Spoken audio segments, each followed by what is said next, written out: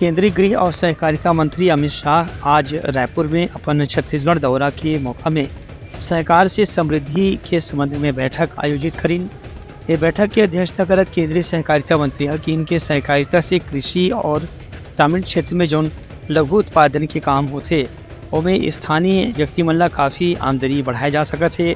उनका कहना रही कि गुजरात में दुग्ध उत्पादन में सहकारिता के जो भूमिका हो है ओकर से ही आनंद शहर आज दुग्ध उत्पादन के संगे संग दूध आधारित उत्पाद में देश और दुनिया में एक महत्वपूर्ण स्थान रखते। इसलिए महाराष्ट्र में शक्कर कारखाना के जो काम काज है वो भी सहकारिता के आधार में ही संचालित होते। वही मॉडल ला अपना करके छत्तीसगढ़ में भी शक्कर के 2-3 कारखाना खोले गए हैं, जेकर से गन्ना उत्पादक किसान मन ला अब मालिक होए के सुविधा प्राप्त हुआ थे।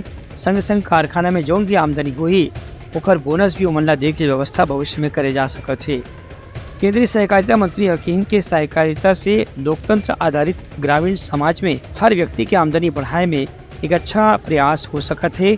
एक हर विषय में छत्तीसगढ़ राज्य सरकार ला भी आने वाले दिन में विचार करना पड़ी तो आधारित में कोई योजना शुरू करे जा सकत है। ब्यूरो रिपोर्ट उठलंघा न्यूज़।